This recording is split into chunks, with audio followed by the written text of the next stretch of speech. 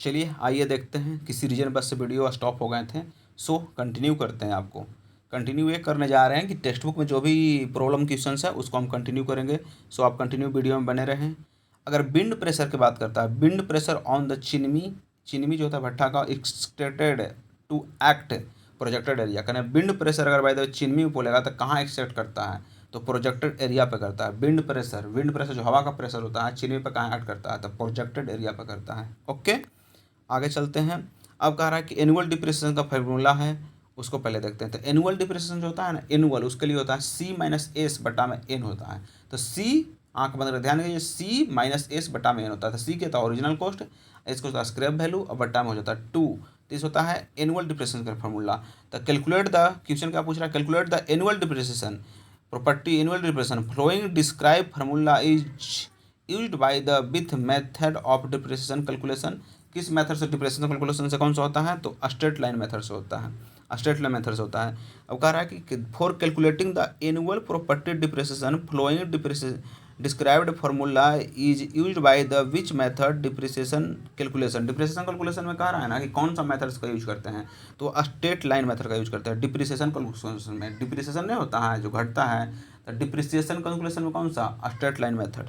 Okay, तो annual depreciation जो होता है ना, डिप्रिसिएशन का एनुअल डिप्रिसिएशन सी माइनस एस बटा एन वाला फार्मूला स्ट्रेट लाइन मेथड से आता है, ये देखना था। ओके, आगे कह रहे हैं which of the following joint type primary relieve tensile stress in concrete pavement. हाँ, तो टेंसाइल की बात करेगा तो कंस्ट्रक्शन ज्वाइंट होगा। तो हाँ, आप पहले से जानते थे कि ज्वाइंट ऐसी होता है कंस्ट्रक्शन ज्वाइंट, बाकी दो गो होता है, एक कंस्ट्रक्शन ज्वाइंट होता है, एक कंस्ट्रक्शन ज्वाइंट होता है। आज आप जाने हैं कि कंस्ट्रक्शन ज्वाइंट अलग होता है, कंस्ट्रक्शन ज्वाइंट अलग होता है। और कंस्ट्रक्शन की बात करेगा तो उसमें टेंशन वेंशन की बात करेगा तो आपको कंस्ट्रक्शन ज्वाइंट मारना है। कहाँ भी टेंशन की बात करते हैं तो कंस्ट्रक्शन ज्वाइंट बनता है, कहा कि टी टेंशन आ रहा है तो कंस्ट्रक्शन ज्वाइंट, तो जहाँ टेंशन की बात आएगा तो। और दोनों के बारे में हम आगे बात करते हैं, दोनों का डिफिनेशन लेकर, ठीक है ना। तो आप कंटिन्यू देखिएगा क्या डिफिनेशन लेकर बात करते हैं।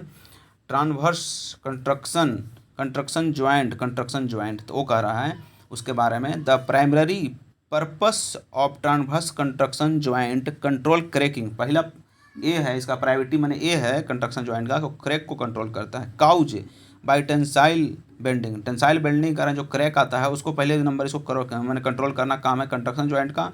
इन concrete slab due to the cement hydration process traffic load, मैंने सीमेंट हाइड्रेशन प्रोसेस में या ट्रैफिक लोड में जो भी टेंशन आता है उसको रोकने का काम करता है कंस्ट्रक्शन ज्वाइंट। ओके, अब है construction joint. The construction joint का during the construction of the cement concrete pavement when the concreting work is stop, अगर कंक्रीटिंग वर्क स्टॉप हो गया तो at end of the day concrete paving suspended due to any other reasons construction joint is formed, तो उसे construction joint form कर देंगे।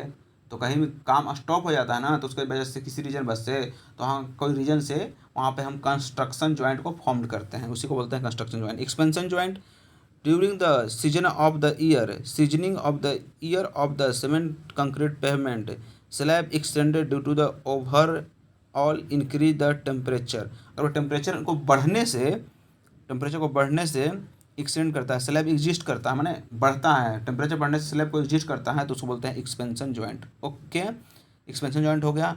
अब आया लॉन्गिट्यूडिनल ज्वाइंट। तो लॉन्गिट्यूडिनल ज्वाइंट क्या होता है, एक्सपेंशन देख लिए। अब लॉन्गिट्यूडिनल ज्वाइंट क्या होता है, 15 फीट से ज़्यादा कोई जनरली बढ़ जाता है, कोई भी ज्वाइंट 15 फीट से ज़्यादा बढ़ता है तो उसको लॉन्गिट्यूडिनल ज्वाइंट आता है। लॉन्गिट्यूडिनल ज्वाइंट 15 फीट से ज़्यादा। ओके, अब आया कंपैक्शन, अब आया कंसोलिडेशन। तो कंपैक्शन और कंसोलिडेशन को डायरेक्ट बता रहे हैं। कंपैक्शन होता है ना कि इसको में से हम एयर को रिमूव करते हैं, कंसोलिडेशन में से वाटर को रिमूव करते हैं। चलिए पूरा बताते हैं। कंपैक्शन ज्वाइंट, सॉरी कंपैक्शन क्या होता है, कंसोलिडेशन क्या होता है। कंपैक्शन में होता है ना कि हम उसका बोलते हैं वॉल्यूम को कम कर देते हैं, कंपैक्शन करने से वॉल्यूम कम हो जाता है और डेंसिटी बढ़ जाता है और उसमें से एयर बाहर निकलता है, ये हो जाता है कंपैक्शन। तक कहीं भी एयर मतलब एयर रिमूव करने की बात करेगा तो समझिए कंपैक्शन हो रहा है, इसका डेंसिटी वगैरह बढ़ता है, वॉल्यूम कम जाता है। और कंसोलिडेशन की बात करेंगे तो कंसोलिडेशन ना, अगर कंसोलिडेशन की बात करेंगे तो कंसोलिडेशन, हाँ तो कंसोलिडेशन की बात करेंगे तो उसमें वाटर बाहर निकल जाएगा, ठीक है, वाटर पहले बाहर निकल जाएगा, पानी बाहर निकल जाएगा। वाटर है ना, वाटर पानी बाहर पहले निकलेगा, पानी बाहर निकलने के बाद की बात करें तो पानी बाहर निकल जाता है, अब वॉल्यूम घट जाता है और डेंसिटी बढ़ जाता है, तो उसे कंसोलिडेशन बोलते हैं। तो डायरेक्ट एक ही बात इसमें पकड़ना है, कॉमन बात कि कंपैक्शन में से एयर बाहर निकलेगा और वॉल्यूम घटेगा और डेंसिटी बढ़ जाएगा। कंसोलिडेशन में से एक ही बात याद रखना है कि इसमें वाटर बाहर निकलेगा, वॉल्यूम घटेगा, उसके बाद डेंसिटी बढ़ जाएगा। ओके, तो यहाँ पे आ गया। एक यहाँ पे डिफिनेशन टाइप्स का है, तो चलिए देखिए क्या है। एज पर IS standard specification for timber door window and ventilator frame the symbolic design. Design का सिंबल दिया हुआ है किसके लिए, तो टिम्बर डोर के लिए, विंडो के लिए, वेंटिलेटर फ्रेम के लिए, सबके लिए एक डिजाइन सिंबल दिया है। 12DT 20 will be indicate. 12DT है और 20 है, तो क्या इंडिकेट करता है, तो 12DT जो है ना वो ब्रेथ को इंडिकेट करता है, पहले नंबर आप जान लीजिए। और 20 जो है ना आपका हाइट को इंडिकेट करता है। जैसे यहाँ पे देखिए दिया हुआ है, frame of the double shutter door width 20 नहीं 12 modulus and height 20 modulus. 12 modulus और हाइट 20 मॉडुलस, ये हो जाता है आपको फ्रेम शटर डोर के लिए। 12 को जो ब्रेथ को शो करता है, 12DT है तो ब्रेथ को, और 20 हाइट को शो करता है। ओके, आगे बढ़ते हैं। During the construction of the particle board, executions pressing the process. What is the orientation of the wood particles is respect to the plane board? Plane board है तो उसके रिस्पेक्ट में 90 डिग्री होता है। During the construction of particles board, extraction of the pressing process, what to orientation of the wood particles with respect to the plane table. जो ऊपर से plane table है उसमें प्रेस जो करते हैं तो 90 डिग्री पे। ओके, आगे चलते हैं। हाँ देखिए, determine the total water pressure, इसमें टोटल वाटर प्रेशर आपसे पूछ रहा है, तो determine the total water pressure, और भी किलो न्यूटन में पूछ रहा है। Acting on the bottom of the tank, tank पर कितना एक्ट कर रहा है, निचला माने पोर्शन पे, कम्प्लीटली फिल्ड विथ वाटर, अगर फील्ड से वाटर से भरा हुआ है तो। The height and breadth of tank, the height दिया है 3 मीटर एंड ब्रेथ दिया है 6 मीटर एंड टैंक लेंथ होता है 2 मीटर। तो इस कंडीशन में आपसे कितना होगा टोटल वाटर डेप्थ। इस कंडीशन में दो तरह के क्वेश्चन पूछा जाता है। पहला क्वेश्चन इस तरह से पूछा गया, दूसरा होगा ना कि कहेगा ना कि हाफ टैंक जो है ना आपका मतलब तेल से ऑयल से फिल किया हुआ है, और हाफ जो है ना आपका पानी से फिल किया हुआ है, तो निकालिए। तो दोनों का निकाल कर और उसके बाद जोड़ देंगे, लेकिन यहाँ पर सिर्फ वाटर का दिया था, सिर्फ वाटर को करेंगे। तो इसके लिए सॉल्यूशन देखते हैं। सॉल्यूशन ए है कि total water for bottom of the tank, अगर टोटल वाटर बॉटम है टैंक में, टैंक के बॉटम में, तो उसके लिए फार्मूला क्या होता है। टोटल प्रेशर पूछ रहा है बॉटम ऑफ टैंक में, तो उसके लिए फार्मूला होता है रो जी और एच और ए। तो रो जी एच ए, तो रो जी एच ए जो होता है हाइट होता है, ए जो होता है एरिया होता है। तो रो जी एच ए, तो बॉटम टैंक में ना जो टैंक का उसका बॉटम भाग होता है उसमें, तो रो जी एच ए होता है। रो होता है, फिर जी होता है, फिर एच होता है, ए होता है, रो जी एच ए। यही तो होता है बॉटम टैंक। कोई भी टैंक बनाते हैं उसका बॉटम में पूछ रहे हैं, तो रो हो गया, जी हो गया, एच हो गया, ए हो गया। तो रो जी एच ए, रो हुआ, पहले रो हुआ ना, देखिए ना रो हो गया, फिर जी हुआ, एच हुआ और ए हो गया। तो आप याद कीजिए कि फार्मूला ऐसे भी आपको रो जी एच निकालना पड़ता था, लेकिन टैंक के बोल रहा है तो उसका एरिया साथ में कंबाइन करना पड़ेगा। तो रो जी एच ए ये हो जाता है, ठीक है ना। अब हाइट ऑफ टैंक 3 मीटर देवे किया है, ब्रेथ 2 मीटर देवे किया है, और लेंथ 2 मीटर देवे किया है। Total force of the bottom के लिए फार्मूला जानबे करते हैं आप। तो पहले देखिए यहाँ पे जी आपको लेना होगा 9.81, और आपको डेंसिटी ऑफ वाटर जानते हैं कि 1000 kg पर मीटर क्यूब होता है। अगर वही बोल देगा ऑयल का तो 800 kg पर मीटर क्यूब हो जाता है। तो डेंसिटी ऑफ वाटर कितना होता है 1000 kg पर metre cube. Okay, area of the tank of bottom, area निकाल लीजिए, लेंथ मल्टीपल ब्रेथ, तो 4 मीटर स्क्वायर हो जाएगा। Total water force in the bottom of the tank, total water force कितना होता है रो जी एच, रो हो जाता है 1000, जी इतना हो जाता है, और 3 कितना होता है 3 हाइट हो जाता है, एच हो जाता है ए। तो देख लीजिए इतना आ गया। न्यूटन में, किलो न्यूटन में करना पड़ेगा, किलो न्यूटन में बोला था, तो किलो न्यूटन में जाएगा तो क्या होगा, तो न्यूटन में तो इतना है, और किलो न्यूटन में अगर छोटा से बड़ा जाना है तो क्या करना पड़ेगा, भागा करना पड़ेगा। तो भागा कर देंगे 1000 से, और जितना आएगा आंसर हो जाएगा। ओके, आगे बढ़ते हैं। क्या है आगे, एक कह रहा है according to 800/2007 built up column subjected to axial force lacing compression member should be proportional resist the total transverse shear equal to 2.4% of the axial loaded in column. 2.5 हो जाता है। कहने का मतलब है कि built up column subjected to, built up column की बात कर रहे हैं, built up column subjected to, built up जो कॉलम होता है सब्जेक्टेड टू फोर्स है लेसिंग, मतलब लेसिंग जो होता है वो बिल्टअप कॉलम पर कितना फोर्स को ट्रांसफर करता है, वो कह रहा था 2.5%। अब देखिए यहाँ पे अगर अकॉर्डिंग टू द IS इतना nominal bearing strength of the built up given and nominal bearing strength of volt is given. Volt का स्ट्रेंथ पूछ रहा है, तो वोल्ट का स्ट्रेंथ पूछ रहा है तो क्या होगा, तो 2.5 kV D multiple T F you, ये होता है 2.5 kV होता है, 2.5 kV। तो कंफर्म कीजिए आप, nominal bearing strength of the volt V is given by, volt का जो तो स्ट्रेंथ जो होता है, वोल्ट कोई भी वोल्ट होता है उसका स्ट्रेंथ की बात करेंगे तो volt strength given by volt strength, volt देखे हैं ना, नट वोल्ट। तो वोल्ट जो स्ट्रेंथ होता है उसे गिवन बाई, वोल्ट का स्ट्रेंथ पूछा है, volt strength given by 2.5 kV D multiple T F you, ये होता है वोल्ट स्ट्रेंथ। वोल्ट का स्ट्रेंथ है 2.5 kV, 2.5 kV D multiple T F you, ये होता है 2.5 kV। कितना था वोल्ट का स्ट्रेंथ ना, तो 2.5 kV D multiple T F you. तो डी क्या चाहिए होता है, तो nominal diameter of the volt, T को चाहिए होता है thickness of the connection plate, और एफ यू क्या होता है अल्टीमेट टेंसाइल स्ट्रेंथ। तो उपके याद कीजिए आपकी volt strength 2.5 kV, 2.5 kV D multiple T F U, D multiple to 2.5 kV होगा, बिल्कुल 2.5 kV होगा, देखिए ना 2.5 kV होगा ही, 2.5 kV D multiple T F you, 2.5 kV D multiple T F you, 2.5 kV D multiple T F you, ये होता है plate construction plate के लिए क्या होता है 2.5 kV D multiple T F you, ये होता है 2.5 kV होता है। अब आगे चलते हैं। The rate of the item store godown from public market given time collect is called market rate. कहने का मतलब है the rate of an item store godown में स्टोर किया फ्रॉम द पब्लिक से, तो market at given time, market में देते टाइम क्या होता था मार्केट रेट होगा। गोडाउन के बाद मार्केट में देगा तो मार्केट वैल्यू हो जाएगा, तो मार्केट रेट हो जाता है। The rock reinforcement system is rock reinforcement, rock reinforcement जो होता है ना उसके बारे में चर्चा करें। रॉक रेनफोर्समेंट कहेगा तो rack reinforcement system use to add addition of stability of the rock tunnels which structure is defect in the exist excite in the rock. कहने का मतलब है टू ऐड, ये होता है रॉक रेनफोर्समेंट में का मतलब होता है ना कि to add additional stability of rock, rock को रेनफोर्समेंट कर लगा रहा है तो रॉक में कुछ एडिशनल स्टेबिलिटी देते हैं of rock tunnel which structure defects exist in the rock. कहने का मतलब है कि अगर भाई तो रॉक में कोई एडिशनल स्टेबिलिटी देते हैं ना रॉक को, टनल को, which tunnel in which structure defects exist rock, कहने में एक्स्ट्रा मतलब कुछ भी उसमें स्टेबिलिटी देते हैं तो उसी को बोलते हैं reinforcement of the rock reinforcement, extra दे रहे थे rock reinforcement. Which of the following one of the reason of the provide extra widening in highway, काहे हम एक्स्ट्रा वाइडनिंग हाईवे में प्रोवाइड करते हैं वो पूछ रहा है। ध्यान दीजिएगा एक्स्ट्रा वाइडनिंग क्यों हाईवे में प्रोवाइड करते हैं, वो गलती नहीं करना है, एक्स्ट्रा वाइडनिंग प्रोवाइड करते हैं तो क्यों करते हैं। Consideration of the off tracking of the vehicles, किसके लिए, अगर by the way extra widening नहीं देंगे तो साइड से कोई गाड़ी आ रहा है जा रहा है उसको पता करने के लिए ही देते हैं आप एक्स्ट्रा वाइडनिंग। तो consideration of the off tracking in the vehicles, consideration of the off tracking of vehicles, consideration करने के लिए, ओके ना। तो which of the following on of the reason to provide the extra widening on highway, highway पर extra widening क्यों देते हैं।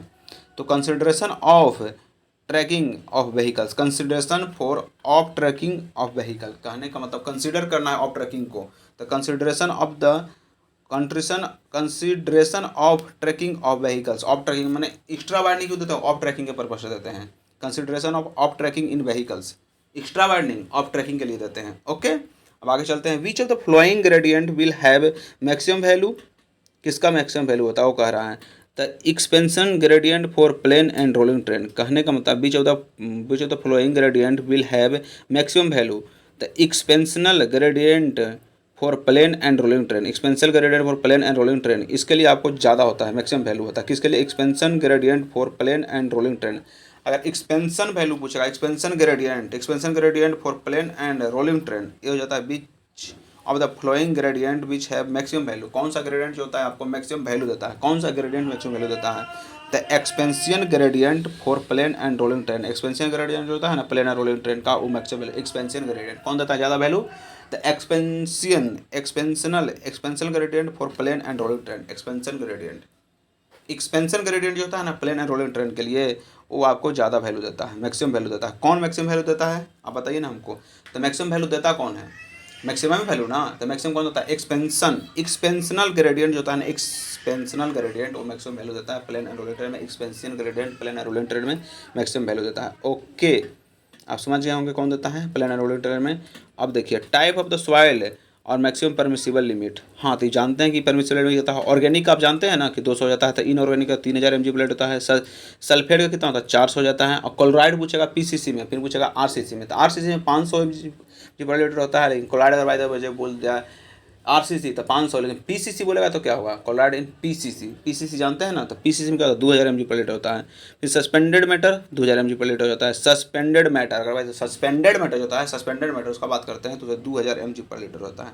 Okay, आगे बढ़ते हैं। आगे कहा the button that obtain the residue during the distension of the high resin petroleum is called residual bitumen. कहने का मतलब है a bitumen that obtain the residue during the distension of the high resin petroleum called high resin petroleum, इसका होता है residual bitumen. कहने का मतलब है the bitumen that obtain as a reduce during the distillation of a high resin petroleum is called residual bitumen। कहने को residual bitumen होता क्या है, रेसिडुअल जो रुका हुआ रहता है उसको बात कर रहे हैं। रेसिडुअल बिटुमेन होता क्या है, the bitumen that obtained as a residual during the distillation of the high resin petroleum is called residual bitumen. कहने का मतलब the bitumen obtained residue during the distension of the high resin petroleum is called, residue की वजह से ना, during the residue की वजह से ना रेसिडुअल बिटुमेन हो जाता है। रेसिड्यू की वजह से तो रेसिडुअल बिटुमेन हो जाता है। कॉमन वर्ड पकड़ना है रेसिड्यू, तो रेसिडुअल बिटुमेन। अब कह रहा है मनसेल बोल रहा है Munsell reference of the primary use to the classify the which of the following materials the paints को करता है। मनसल जहाँ बोलेगा मनसल पेंट को करता है। देखिए फिगर ये होता है मनसल होता है जो पेंट को बताता है। मनसल देख लीजिए फिगर, मनसल दिमाग में बैठाइए, मनसल जो होता है पेंट्स को इंडिकेट करता है, मनसल। अब देखिए यहाँ पे आ रहा है क्वेश्चन, बहुत बार पूछा गया, बहुत बार पूछा गया, हर सेट में एक बार आ जाता है। तो देखिए कैसे याद करना है। अगर भाई तब फिक्स्ड एक दिन से फ्री है तो उसके लिए इफेक्टिव लेंथ क्या हो जाता है 2 हो जाएगा। एक दिन से हिंज है, एक दिन से गाइडर रोलर है, एक दिन से हिंज है, एक दिन से गाइडर रोलर है, एक दिन से हिंज है, अब एक दिन से गाइडर रोलर है। तो हिंज है गाइडर रोलर है तो इसके लिए क्या हो जाएगा, इसके लिए भी 2 हो जाएगा। एक दिन से फिक्स्ड और फ्री तो 2, एक दिन से हिंज और गाइडर रोलर। आंख बंद करके ध्यान लगाइए कि हिंज है और गाइडर रोलर है तो इसके लिए भी 2 हो जाएगा। अगला कह रहा है दोनों दने से हिंज है, अगर भाई दोनों हिंज है तो हिंज दोनों दने तो बस डंडा जिसमें बच जाएगा, हिंज है तो 1 हो जाएगा। अगर भाई दने फिक्स्ड है एक दने से गाइडर रोलर है तो इसके लिए क्या हो जाएगा 1.2 हो जाएगा। कैसे पकड़ेंगे 1.2 हो जाएगा, एक दने फिक्स्ड गाइडर रोलर, तो गाइडर रोलर में सर्कुलर जैसा होता है ना, 2 जैसा सिंबल बनेगा, तो 2 जैसा सिंबल बनेगा तो एक दिन से फिक्स्ड रहेगा, एक दिन से गाइडर रोल रहेगा। तो फिक्स्ड डंटा के लिए 1 बनाइए, गाइडर के लिए 0 से 2 मानिए उसको। तो अगर भाई देवे कोई दिन से फिक्स्ड है एक दिन से गाइडर रोलर है, एक दिन से फिक्स्ड है एक दिन से गाइडर रोलर है, फिक्स्ड और गाइडर रोलर तो फिक्स्ड और गाइडर रोलर है तो 1.2 हो जाएगा। अगर एक दिन फिक्स्ड है एक दिन से हिंज है, एक दिन से फिक्स्ड है एक दिन से हिंज है, देखिए एक दिन से फिक्स्ड है पूरा, एक दिन से हिंज है तो 0.8 हो जाएगा। कैसे, तो गाइडर रोलर में बोले कि 0.02 जैसा होता है, लेकिन फिक्स्ड है एक दिन से हिंज है तो हिंज 0 जैसा होता है, और 2 जैसा हो रहा था 0 जैसा, तो 0.8 एल हो जाएगा, तो 0.8 एल होगा, तो 0 होगा फिर पॉइंट होगा और 8 होगा तो उसमें 0 हो जाता है। 8 में 2 0 है ना, तो 0.8 एल कब होगा जब फिक्स्ड रहेगा हिंज रहेगा, तो दोनों तरह से फिक्स्ड रहेगा तो 0.65 एल हो जाएगा। ये होता है दोनों तरह से फिक्स्ड रहेगा तो 0.65 एल हो जाएगा, दोनों तरह से फिक्स्ड रहेगा तो 0.65 एल हो जाएगा, दोनों तरह से फिक्स्ड रहेगा तो दोनों तरह से ऊपर से फिक्स नीचे से फिक्स। अगर दोनों तरह से फिक्स रहेगा तो क्या हो जाएगा, दोनों तरह से फिक्स कीजिएगा, दोनों तरह से फिक्स रहेगा तो इफेक्टिव क्या होगा, फिक्स है दोनों तरफ से, दोनों तरह से फिक्स रहेगा तो क्या होगा, तो उसके लिए 0.65 एल हो जाएगा। ओके, अब देखिए compressive strength of development due to the cement in finance the, हाँ कंप्रेसिव स्ट्रेंथ तो क्या होगा फाइनेंस की वजह से, तो डायरेक्टली प्रोपोर्शनल टू हो जाता है। अगर भाई द फाइनेंस बढ़ेगा तो कंप्रेसिव स्ट्रेंथ भी बढ़ेगा, तो वही कह रहा है compressive strength finance of cement, तो फाइनेंस ऑफ सीमेंट की वजह से कंप्रेसिव स्ट्रेंथ भी बढ़ता है। क्लियर बात, डायरेक्टली प्रोपोर्शनल। अब कह रहा है which type of the soil most suitable for construction of the material, the loam soil, जो लोम होता है ना, लोम याद है, लोम लमा लोम, तो लोम अगर रहेगा तो कंस्ट्रक्शन ऑफ किसके लिए होता है, suitable for construction of material, कोई मटेरियल बनाना तो लोम सॉइल यूज होता है। ठीक है, अब देखिए यहाँ पे कह रहा है ना कि हाइट पूछ रहा है आपसे, क्या चीज़ का हाइट पूछ रहा है, तो अब देखते हैं height of the crown on the road. Crown का हाइट होता है, रोड में ट्रांसपोर्टेशन में पढ़ना है, क्रोन का हाइट का फॉर्मूला क्या होता है W/2N। तो crown height height of crown in the road, height of crown in the road पे height of crown in the road, crown का हाइट कितना होता है तो उसका हो जाता है W/2N। क्रोन का हाइट पूछेगा तो W/2N हो जाएगा, क्रोन का हाइट पूछेगा तो W/2N हो जाता है। W बटा आंख बंद कर सोचिए कि हाइट ऑफ क्रोन कितना हो जाता है, हाइट ऑफ क्रोन W/2N हो जाता है। तब देखिए क्वेश्चन क्या है, the total width of the road 10 metre, road का विड्थ 10 मीटर है, and the camber 2%, find the height of the crown in the road. Height of crown find करना है, तो find the height of the of the crown of road. Height निकालना है ना, तो आपको देखिए कुछ विर्थ, रोड विर्थ ये दिया, टोटल विर्थ दिया 10 मीटर, रोड विर्थ हो गया। और एन जो था कुछ होता है camber the 2% find the crown in road 2%, camber 2%, camber 2%, तो कैम्बर 2% है तो 1 इन कहाँ था, 2 कचिए W/2n कहाँ ना था, 1 इन 2% बोला है तो 1 इन वाला करना पड़ेगा, जिससे होता है ना तो 2%, फिर 2.5% होता है, फिर 3%, 4%, 2% कितना, तो 1/50 से तो एन को 50 ले लेंगे। इस तरह से होता है, 2% दिया तो 1/50 करना पड़ेगा, 1/50 तो 50 ले लेंगे, उसके बाद सॉल्व कर लेंगे, आपका आंसर आ जाएगा 0.1। ओके, आगे चलते हैं। हाँ, ये बहुत इंपॉर्टेंट बात है, बर्नौली इक्वेशन। अगर भाई बर्नौली इक्वेशन के बारे में आपसे पूछेगा तो चलिए इसके बारे में हम बताते हैं कि बर्नौली इक्वेशन का क्या होता है। तो बर्नौली इक्वेशन में है ना कि अजम्पशन उसका पूछ देता है, तो अजम्पशन क्या होता है बर्नौली इक्वेशन का, उसको आप कंफर्म कीजिए। द फ्लूइड इज आइडियल, तो बर्नौली को बर से रिलेट कीजिए, और कोई बर बनता है तो ये सब गुण होगा उसमें तभी वो बर बनेगा। कंफर्म कीजिए कि बर्नौली इक्वेशन है ना तो बर बनना है उसको, तो ये सब गुण रहेगा तब वो बर बन पाएगा। तो देखिए क्या क्या गुण होना चाहिए बर को। पहला, फ्लूइड इज आइडियल, जो बर बनेगा उसको आइडियल होना चाहिए। विस्कोसिटी इज जीरो, विस्कोसिटी उसका जीरो होना चाहिए, मैंने टेंशन वगैरह विस्कोसिटी वगैरह जीरो होना चाहिए। फ्लो स्टडी होना चाहिए, वो स्टडी होना चाहिए, मैंने आइडियल तो स्टडी भी होना चाहिए। इनकम्प्रेसिबल होना चाहिए, यानी कि सबसे दब जाए, इनकम्प्रेसिबल होना चाहिए। इरिवर्सिबल होना चाहिए, और फ्लूइड इज आइडियल होना चाहिए, फ्लूइड आइडियल होना चाहिए। तो ये बार में देखते हैं बर्नौली में क्या क्या गुण होना चाहिए। पहले फ्लूइड इज आइडियल, फ्लूइड आपका आइडियल मांगता है, फ्लूइड आइडियल होना चाहिए। फ्लूइड इज स्टडी, आइडियल होना चाहिए, फ्लूइड स्टडी भी होना चाहिए। उसके बाद विस्कोसिटी जीरो होना चाहिए। उसके बाद इनकम्प्रेसिबल भी होना चाहिए, और इरिवर्सिबल भी होना चाहिए। फ्लूइड इज आइडियल होना चाहिए। तो बताते हैं, आंख बंद कर ध्यान लगे क्या है। फ्लूइड आपका आइडियल होना चाहिए, फ्लूइड स्टडी फ्लो होना चाहिए, उसके बाद इनकम्प्रेसिबल होना चाहिए, इरिवर्सिबल होना चाहिए, फिर विस्कोसिटी जीरो होना चाहिए। विस्कोसिटी क्या होना चाहिए, विस्कोसिटी बर्नौली का जीरो होना चाहिए। ओके, अब आगे देखते हैं क्या है।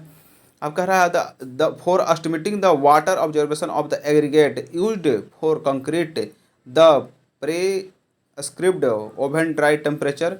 कहने का मतलब है कि अगर by the way estimating of the water observation aggregate, तो कह रहा है कब, पहले ही कह रहा है यूज टू कंक्रीट, मैंने अब वाटर ऑब्जर्वेशन कैपेसिटी निकालना है, pretest oven dry compressor degree 100 से 110 होता है। मैंने बाय द वे कोई भी एग्रीगेट है उसको आपको वाटर ऑब्जर्वेशन कैपेसिटी निकालना है तो उससे पहले आपको हीट उट करते हैं ना, तो टेम्परेचर क्या होना चाहिए, 100 से 110 एग्रीगेट के लिए। हाँ, 100 से 110 होना चाहिए टेम्परेचर एग्रीगेटवे के लिए ना। वाटर एग्रीगेट का वाटर ऑब्जर्वेशन कैपेसिटी निकालना है तो उसे 100 से 110 होना चाहिए टेम्परेचर पहले। आगे चलते हैं। Basin lag hydrology in the time difference between, कहने का मतलब basin lag in hydrology the difference the time difference between the centroid of the rainfall excess and the centroid of the surface runoff, centroid of the rainfall excess and centroid of the rainfall excess and centroid of the surface runoff, ये हो जाता है basin में। तो basin में क्या कह रहा है, कह रहा है ना कि अगर by the way basin of the hydrology, basin leg of hydrology, जो बेसिन लेग होता है हाइड्रोलॉजी का वो कह रहा है, हाइड्रोलॉजी पढ़े तो बेसिन लेग के बारे में बता रहा है। Centroid of the rainfall excess, centroid the rainfall excess and centroid the surface runoff, ये बेसिन लेग होता है हाइड्रोलॉजी का। हाइड्रोलॉजी का बेसिन लेग क्या होता है, सेंट्रोइड ऑफ रेनफॉल, रेनफॉल जो है centroid, centroid of the rainfall and centroid of the surface run of, centroid of the rainfall, centroid of the surface run of, उसको बोलते हैं basin leg in hydrology. Okay, आगे चलते हैं। Combined footing क्या होता है, मैट फाउंडेशन क्या होता है। तो कंबाइंड फुटिंग के बारे में जानेंगे, फिर मैट फाउंडेशन के बारे में। फाउंडेशन बहुत सारे आते हैं, उसके टाइप ऑफ फाउंडेशन, उसके बाद कैरेक्टरिस्टिक्स पूछ रहा है। तो कंबाइंड फुटिंग क्या होता है, मैट फाउंडेशन क्या होता है, उसको दो को देखिए, उसके बाद ज़्यादा आगे देखेंगे। कंबाइंड फुटिंग, इसमें 2 और मोर कॉलम कंबाइंड होते हैं। If the load are equal then construction in the rectangular shape, कहने का मतलब है अगर बाई द वे लोड जो होता है ना, लोड इक्वल रहेगा तो रेक्टेंगुलर शेप का होता है। For unequal loading construction is trapezoidal section, कहने का मतलब कंबाइंड फुटिंग जो होता है ना, कंबाइंड फुटिंग अगर बाई द वे लोड दोनों का कंबाइंड कर रहे हैं जिसको, उसका लोड का दोनों का इक्वल रहेगा तो equal the constructed rectangular shape, अगर इक्वल रहा तो दोनों का कंस्ट्रक्शन रेक्टेंगुलर शेप है। For unequal loading it's constructed in the trapezoidal shape, कहने का मतलब अनइक्वल रहेगा ट्रेपेजॉइडल, कंबाइंड करना है तो इक्वल है, इक्वल है तो बताइए रेक्टेंगुलर, रेक्टेंगल बनेगा, रेक्टेंगुलर शेप का बनेगा। लेकिन अगर अनइक्वल है तो ट्रेपेजॉइडल शेप हो जाएगा। अब आया मैट फाउंडेशन, तो मैट फाउंडेशन क्या होता है, when the allowable bearing pressure is very low then it is adopted, कहने का मतलब है the allowable bearing pressure very low then adopted mat foundation. अगर by the way allowable pressure जो है बहुत कम है तो कौन सा फाउंडेशन का यूज करेंगे, तो मैट फाउंडेशन का यूज करेंगे। Raft also is to reduce, raft is also is to reduce settlement of highway highly settlement of highly compressible soil by making the weight the structure and raft approximate equal to the soil excess test. कहने का मतलब matte foundation जो होता है, matte foundation, combined footing नहीं, हम बोल रहे हैं मैट फाउंडेशन। तो मैट फाउंडेशन कहाँ, जब बियरिंग प्रेशर बहुत कम रहेगा तो मैट फाउंडेशन का यूज करेंगे। और फिर कह रहा है कि rate also use to reduce settlement highway compression, इस सबको कम कर देता है, उसको बोलते हैं mat foundation. Okay, is very low, allowable जो था वेरी लो हो जाएगा तो उसको मैट फाउंडेशन कहेंगे। ओके, अब आया पाइल फाउंडेशन। अगर बहुत कम रहेगा, बहुत एलाउबल बियरिंग प्रेशर बहुत कम रहेगा तो मैट मैंने कहा, तो मैट जितने बिछाते हैं ना उसी तरह बहुत कम रहेगा तो मैट का यूज कर लेंगे। अब कह रहा है pile foundation, when the strength of the soil layer is very low और लेस, कहने का तो when the strength of soil layer is very low और less and the incoming load is very high then foundation adopted. कहने का तो pile foundation कब adopt करते हैं, pile foundation when the strength of the soil layer very low और less at the incoming load varying high the pile adopted. कहने का मतलब है कि bearing strength of the soil layer is very लो, अगर भाई the very low strength of soil जो है ना बहुत कम है, उसका पास लोड जो अलाउ हो रहा है बहुत ज़्यादा है, तो उसको पाइल फाउंडेशन का यूज करेंगे। पाइल फाउंडेशन का यूज करते हैं जब उसमें से सॉइल का जो थी है, कहने का मतलब strength of the soil layer very low और लोड बहुत ज़्यादा आ रहा है, सॉइल का जो लोड है बहुत कम है और उसके बाद लोड जो बहुत ज़्यादा आ रहा है तो पाइल फाउंडेशन का यूज करेंगे। ओके, आगे चलते हैं। Isolated footing individual column, it is the construction right below the column above the strong soils layers dispatched load much layer air beneath it। Isolated footing क्या होता है, it is construction right below the column, एक construction करते हैं ना right एकदम उसका just नीचे करते हैं, तो आइसोलेटेड क्या होता है, आइसोलेटेड फुटिंग। तो जो इसमें कंस्ट्रक्शन जो करते हैं आइसोलेटेड फुटिंग में ना, कि जो कॉलम होता है उसका जस्ट नीचे करते हैं राइट में, उसका जस्ट ही नीचे करते हैं, उसको बोलते हैं आइसोलेटेड फुटिंग।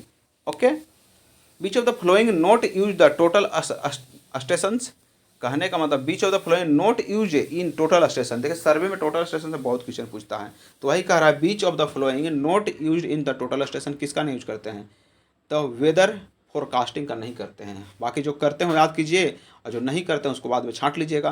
तो भाई देखो किसका किसका करते हैं स्टेशन में which of the following use in the total station, किसका इसका करते हैं, remote distance and elevation of the measurement, remote distance and elevation of measurement करवे करेंगे इसमें, एरिया ऑफ कंप्यूटेशन इसमें भी करेंगे, पॉइंट ऑफ लोकेशन इसमें भी करेंगे, पॉइंट ऑफ लोकेशन हाँ पॉइंट ऑफ लोकेशन में भी करते हैं, टोटल स्टेशन का पॉइंट ऑफ लोकेशन में करेंगे, एरिया ऑफ कंप्यूटेशन में करेंगे, remote distance and elevation of the measurement, remote distance and elevation of measurement उसमें भी करेंगे, वेदर फोरकास्टिंग पे करेंगे, वेदर फोरकास्टिंग पे नहीं करते हैं, टोटल स्ट्रक्चर तो वेदर को फोरकास्टिंग है तो नहीं करते हैं, remote distance and elevation of measurement इसमें भी करते हैं लेकिन वेदर वाला में नहीं करते हैं। आगे चलते हैं। The design speed of the highway increase with increase, कहने का डिजाइन स्पीड ऑफ हाईवे कब से इंक्रीज होता है, वही कह रहा है the design speed of the highway increase with increase the quality of pavement material. अगर भाई देखिए हाईवे का स्पीड को इंक्रीज करना है तो क्वालिटी ऑफ पेवमेंट मटेरियल पर डिपेंड करता है, तो वही कह रहा है कि the design speed of highway increase with increase quality of the pavement, quality of pavement बढ़ेगा तो डिजाइन स्पीड भी बढ़ जाता है। तो कंफर्म कीजिए कैसे बढ़ता है आपका स्पीड है, उसका क्वालिटी पे डिपेंड करता है। ओके, क्वालिटी पे, क्वालिटी ऑफ पेवमेंट इस पे डिपेंड करता है। आगे चलते हैं। अब कह रहा है कंटिलीवर बीम जीरो का ना है, span to the effective depth of the ratio, span to the effective depth ratio, span to the effective depth ratio क्या होता है, कंटिलीवर के लिए 7 होता है, सिंपली सपोर्ट के लिए 20 होता है और कंटिन्यूस के लिए 26 होता है। तो याद कीजिए 7 20 26, आपको याद रहेगा 7 20 26, 7 किसके लिए होता है, कंटिलीवर के लिए, 20 होता है सिंपली सपोर्ट के लिए, कंटिन्यूस के लिए 26 हो जाता है। ओके, आगे चलते हैं। Which of the following statement is true, कौन सा सही है, सिर्फ दूसरा सही है, दूसरा कुछ है कंपोजिट स्लीपर इंडेक्स है कैलकुलेटेड वुडन स्लीपर, कहने का कंपोजिट स्लीपर जो होता है ना indicate calculated for wooden sleeper, wooden composite जो स्लीपर होता है ना composite sleeper indicate calculated wooden sleeper, composite जो स्लीपर होता है वुडन स्लीपर होता है, कंपोजिट जो होता है ना जिसमें से कच्ची बोलते हैं composite sleeper index calculated wooden sleeper index, जो composite sleeper index is calculated, composite sleeper index composite sleeper index होता है ना कंपोजिट स्लीपर इंडेक्स है उसमें देखते हैं, वुडन स्लीपर में देखते हैं, composite sleeper index wooden sleeper में सिर्फ देखा जाता है। ओके, आगे चल रहे हैं। The aggregate which of the available near the reinforced are formed have rounded shape due to alteration, कहने का मतलब है the aggregate which area available near the river front, कहने का मतलब रेनफोर्स्ट नहीं पढ़ दी, गलती पढ़ दी, थोड़ा आराम से पढ़ो, river front are found have rounded shape. River के फ्रंट पे बगल बगल में आपको जो राउंडेड शेप एग्रीगेट मिलता है किसके कारण मिलता है? तो घर्षण के कारण मिलता है, इंग्लिश में बोले तो अट्रैक्शन के कारण मिलता है। ओके, अट्रैक्शन के कारण मिलता है बगल में, अट्रैक्शन के कारण। The addition of the small portion of the granite polishing waste in the design mix results improve the packing density. Packing density को इम्प्रूव करने के लिए, इम्प्रूव द पैकिंग डेंसिटी, इसके लिए मतलब हम ग्रेनाइट का यूज करते हैं। ग्रेनाइट ऐसे भी सबसे हार्ड वाला होता है, जहाँ भी यूज करेंगे वेस्टिंग होगा। तो एक addition of small portion of granite polishing waste design of the mix result improve packing density. हाँ, अगर बाय द ग्रेनाइट यूज हो जाएगा तो पैकिंग डेंसिटी इंप्रूव हो जाएगा। आगे देखिए, इसका पूछ रहा है क्या शेप होगा, तो इस तरह से हो जाएगा। देखिए टिक लगाया वो सही, वो शेप हो जाएगा इस तरह का।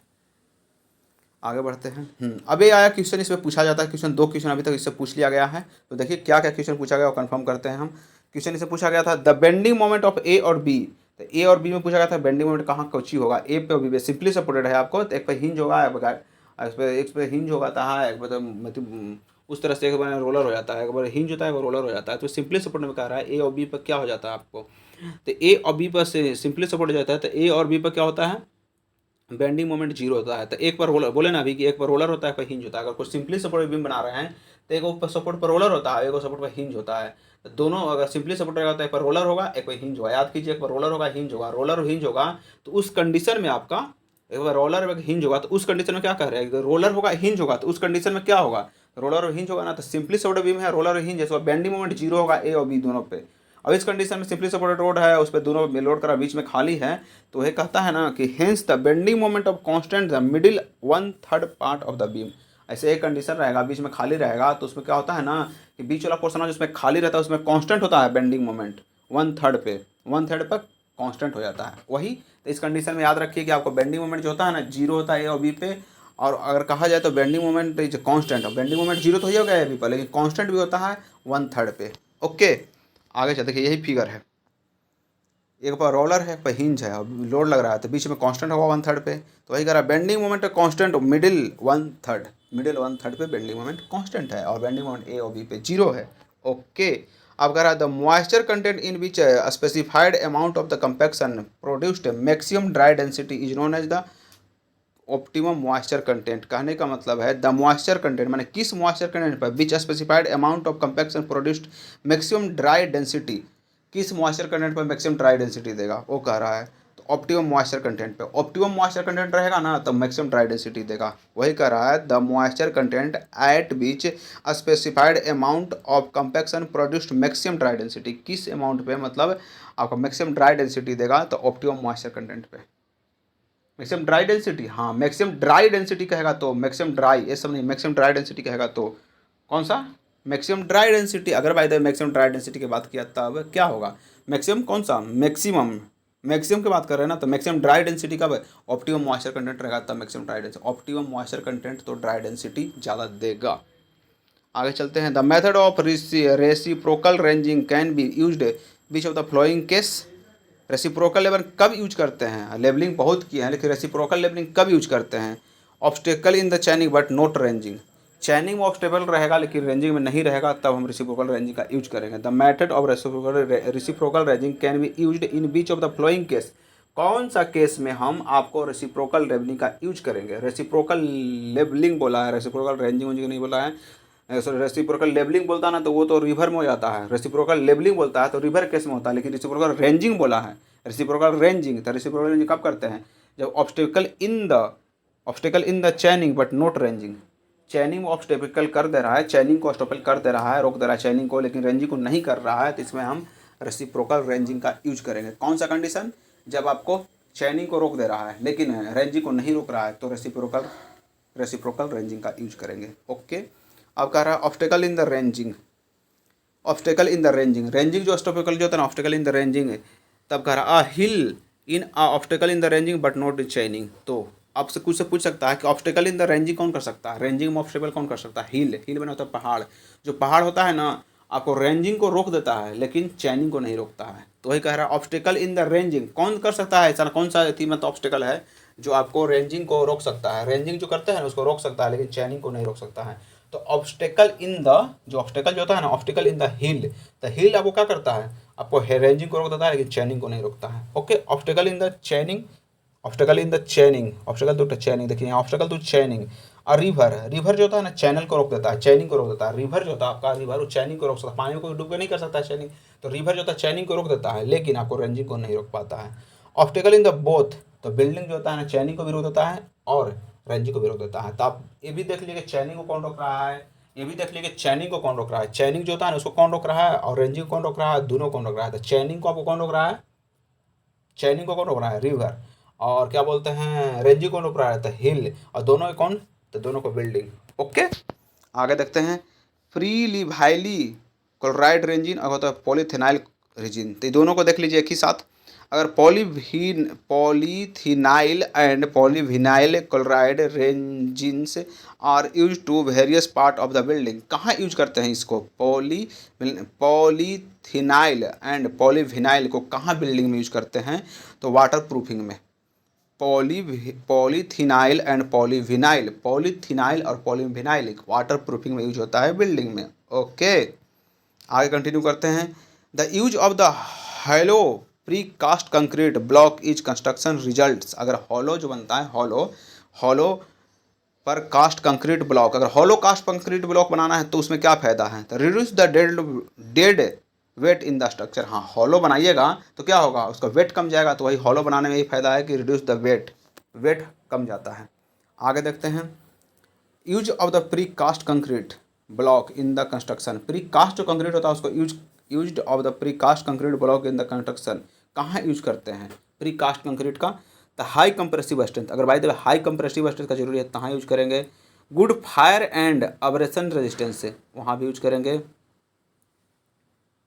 फिर वेरी गुड स्टेबिलिटी उसके लिए भी, रैपिड कंस्ट्रक्शन इसके लिए भी, hollow unit is low weight and over reducing the dead weight. हाँ, reinforced can be waste through the hollow unit filled with concrete in increase the earthquake resistance, air space provide good thermal insulation. कहने का मतलब है कि precast concrete को कहाँ कहाँ use होता है, वो कह रहा है हाई कंप्रेसिव स्ट्रेंथ तो प्रीकास्ट बहुत अच्छा है, पहले ही से कास्टिंग करते हैं, इसमें फास्ट होता है थोड़ा सा।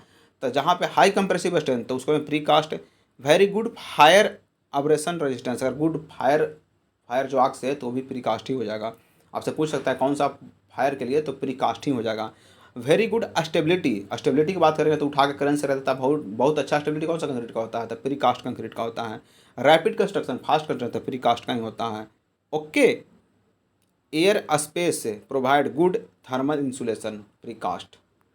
आगे कह रहा है assumption of the Terzaghi one dimension consolidation theory.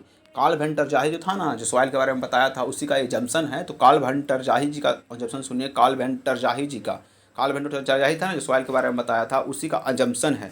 Soil throughout homogeneous and isotropic. Soil जो होता है एक होमोजीनियस होता है, आइसोट्रोपिक होता है। किसके हिसाब से, तो कार्ल वैन टरजाही के हिसाब से कि सॉइल जो होता है आइसोट्रोपिक होता है, होमोजीनियस होता है। किसके हिसाब से, तो कार्ल वैन टरजाही के हिसाब से।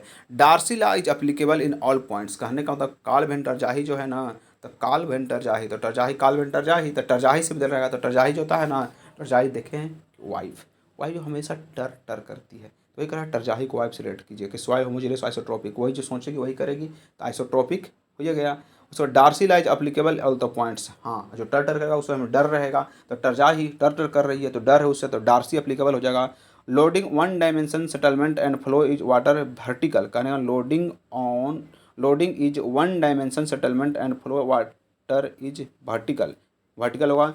Soil completely saturated. कहने का मतलब है टरजाही बोलेगा तहाँ आपको टरजाही जहाँ बोलेगा टर कर यहाँ सेचुरेटेड ही होगी, तो सॉइल कम्प्लीटली सेचुरेटेड होगा। Coefficient of consolidation is constant. इसमें कोफिशिएंट ऑफ कंसोलिडेशन जो होता है कार्ल वैन टरजाही में कांस्टेंट होता है। Secondary compression does not occurs. Okay, तो कितना पॉइंट बताएं, पहला कि होमोजीनियस आइसोट्रोपिक होगा टरजाही के हिसाब से। डार्सी लॉ आपको अप्लीकेबल होगा, डर होगा आपको डार्सी लॉ अप्लीकेबल होगा। और जहाँ पे डार्सी होगा वो सॉइल आपको पूरी तरह से सेचुरेटेड होना चाहिए, जहाँ डार्सी हुआ सेचुरेटेड होना चाहिए, ठीक है ना। Loading one dimension settlement flow water vertical और soil is completely saturated. Coefficient of consolidation constant. कहने का मतलब है टरजाही में कोफिशिएंट ऑफ कंसोलिडेशन क्या होता है, तो कांस्टेंट हो जाता है। Secondary compaction does not occurs. Secondary occurs नहीं होता है, ठीक है। The central pollution board in India function under the ministry of environmental forest and climate change. कहने का मतलब है the central pollution control board of India function under, किसके अंडर काम करता है? वो कह रहा है कि generally pollution board of India function is under, pollution control board है, pollution control board India function under the, किसके अंडर आता है? Ministry of the environmental forest and climate change. Ministry of environmental, ministry of environmental मतलब कहने का मतलब है pollution control के कौन करता है? Ministry of environmental, pollution control करने के लिए ministry of environmental forest and climate change, ministry of environmental forest and climate change यही देखरेख करता है।